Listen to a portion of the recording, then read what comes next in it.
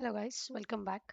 So in this video we'll be learning about clauses in SQL. So we have different type of clauses like where clause, order by, distinct, limit, offset, having group by. So we will discuss all of these clauses one by one with the help of a query.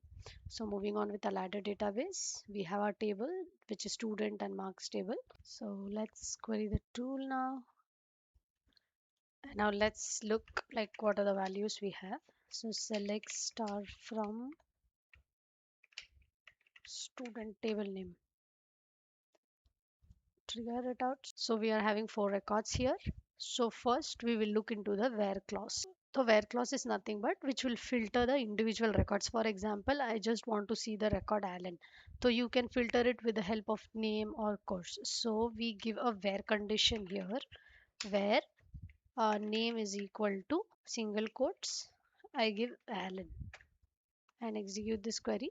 So it is fetching only one record. So this is what where clause works. And now let's look into order by clause. So order by is nothing but it will arrange the records either in ascending order or descending order. So we have it from this table. So order by, you want to order it by ID or by name, that depends on you. So right now I'll just order with the help of name column with ascending. So if you trigger it, you see it orders the records using ascending order. So if you want it in ascending order with ID, so I think it will be again be the same thing. So let's put it as DESC. So this will be a descending order. So if you see, it's from big to small. So 4, 3, 2, 1. And even if you use it with the name for descending trigger, so you see it's getting ordered by descending order. So now let's look into the distinct clause. So distinct clause is nothing but it will remove the duplicate values. So for example, I think we do not have any duplicate values here. So let's update one record. So update table name student set. Let's update the course. Set course is equal to let's update BCA for name Tom will update. So you know when we use update we need to give where condition where ID is equal to 4. So if you see here Tom ID is 4. So we'll update this record. Update it and now we'll just try to fetch. So here you see Tom is got updated with the BCA course. And now just we'll remove this update command and look with the distinct command. So select distinct, as we have seen like duplicate values are with the course, so we'll select the course, select distinct course from table name and we trigger out this. So you see it removes the duplicate values, so it's updating only once here and showing the other values as it is. Now let's look into the limit. So limit clause is nothing but it will limit the number of rows. So for example, you have your 4 rows and if I limit it to 2, so it is going to show me only 2 records and the other 2 records will be kind of hidden, you can say.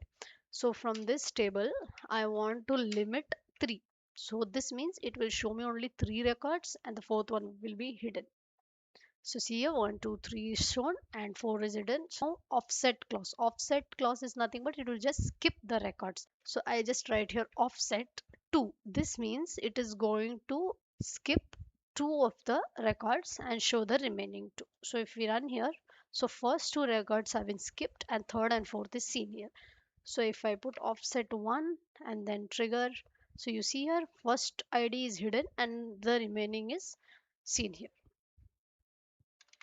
Now let's see with having and group by. So I have already written the query. So here if you see, we are going to select a student ID's average score from the marks table, grouping the student ID having average score greater than 80. So we'll trigger this out.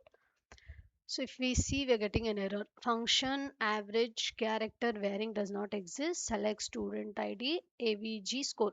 So this AVG is nothing but an aggregate function where we have count, sum. So this aggregate function, we'll see it in the next video.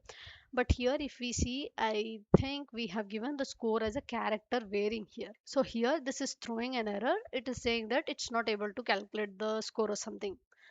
So what we have to do now, we will update this integer type. So click here, go to properties, go to definitions, and here we can select for integer. But if you see, it's telling no options here. So if it is not showing any options, we'll go with updating this one with the help of query. So let's update this. So we'll alter the table. So alter table marks table it is, and alter column score with the type integer using score column integer. So this is how we need to update it in PostgreSQL. So update. So we have an issue here. Okay, the column spelling to trigger. So now the table is got altered, and I'll just remove this. And if we now try to look here whether it's got altered or no, go to definitions. So if you see here, it's become integer now. Close, and then if we trigger out this, so people who are average score who is having more than 80% have been shown here. So we'll just see here what is the marks of each student.